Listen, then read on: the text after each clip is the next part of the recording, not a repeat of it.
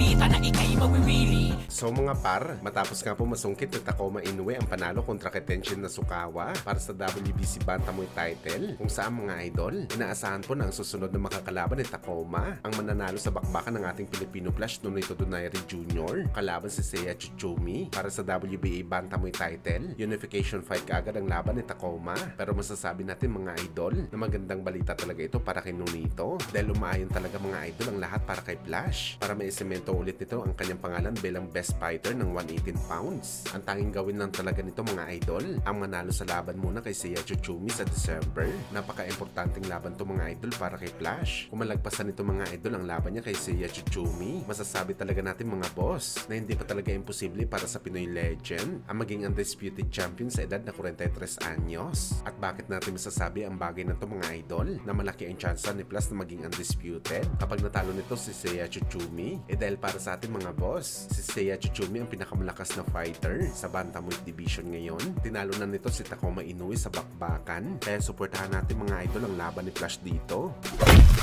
Samantala speaking sa good news kinunito mga boss, meron naman po magandang balita para sa ating pambansang kamao Manny Pacquiao dahil nadagdagan ulit mga idol ang option ni Pacman para lumaban sa world title fight sa welterweight matapos manalo ng Devin Haney sa laban nito kay Brian Norman Jr. At bakit natin nasabi ang bagay na to mga idol? Dahil isang pre-agent po si Haney, kumbaga open ito lumaban sa kahit anong promotion. Pwede ito pumunta ng PBC para palagan si Pacman at hindi mahirap maikasa ang laban na to mga idol dahil isang WBO Super Champion si Boss Manny. Pwede talaga ito maging instant challenger sa titulo ni Haney Boy, pero mas maganda talaga mga idol sakaling si Romero ang makalaban ni Pacman. Kapag nanalo ang Pinoy dito, haharapin si Devin Haney para sa unification fight. Kaya kagaya ni Flash mga idol, maganda din ang katayuan ni Pacman. Tayong gawin lang talaga nito mga idol ang manalo sa laban kay Romero at maging kampiyon ulit ng WBA. Hindi naman nagsabi si Devin Haney na ayaw nito palagan si Boss Manny, pero kung ligasiya ang pag-uusapan mga idol at pera na posible kitain ni Devin Haney sa paglaban kay Boss Manny, hindi talaga ito tatanggi sa laban dahil aminin mo natin no hindi mga boss, kahit kurang na si Boss Manny, malaking draw pa rin ito sa mga boxing fans. Paldo talaga kung sino ang kanyang kalaban.